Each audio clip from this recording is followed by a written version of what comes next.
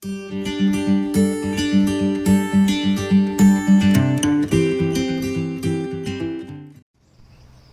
campers, I'm Rachel, and I'm the livestock instructor here at MSU Tollgate Farm. Today we're going to talk a little bit about our sheep.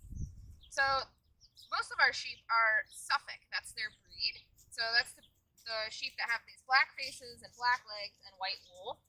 And then we've got one border Cheviot, which she's right over here. You can see she's white face, white legs, and white wool. So both of these breeds, there's over 1,000 different breeds we estimate, because there's kind of new ones being developed all the time as we selectively breed our domesticated sheep. But regardless, we can still breed for or look for types of sheep. So both the border Cheviot and the Suffolk are classified as a meat type sheep. So you can see that they really put on a lot of muscle, which essentially is the animal protein that humans might eventually consume, right? So we pick these big muscly breeds that gain weight quickly. So you'll notice they do have a body covering, but it's not really fur. We call it wool. So what's the difference between wool and fur? Well, typically when we talk about fur, we think about something that maybe grows to a certain length and then the animal naturally sheds it. Like maybe your cat or dog has kind of a set length that their hair will grow to, and then eventually that strand sheds out and another one grows back to that same length. Well, wool, like this Suffolk sheep here has, kind of grows to an indeterminate length. So that means it would keep growing and growing and growing and never shed. And so this animal in the summer would be super hot. It would be like wearing layers of wool sweaters in the summer. So what we've done to this lamb, she is actually a lamb, she's about a year old, is shear her. So that just means giving her a haircut.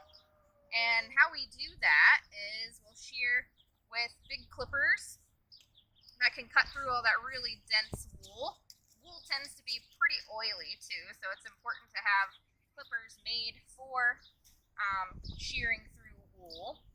And we'll kind of shear to a pattern that minimizes stress for both the shearer and the sheep, and it also minimizes the risk of cuts to the shearer or the sheep.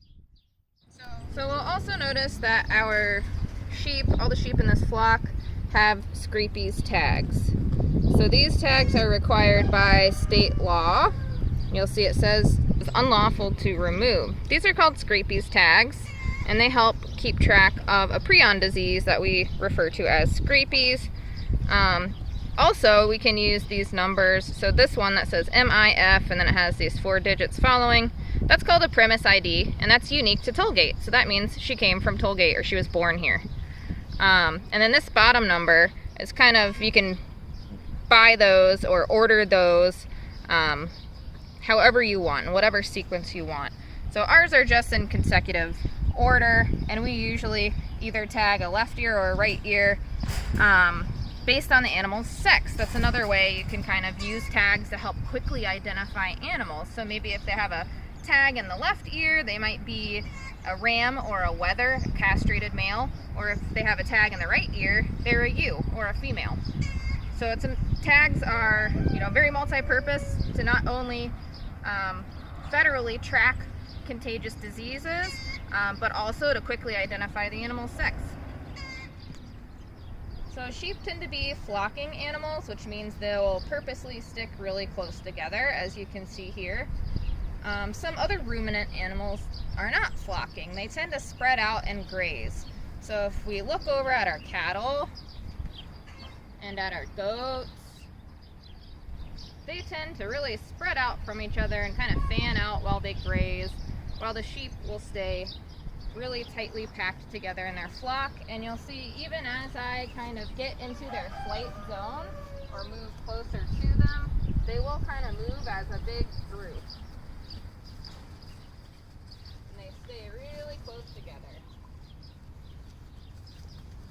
We have some pretty friendly sheep, so they're not even that willing to run from me, but even still. So one got left behind and she quickly caught up so she wouldn't get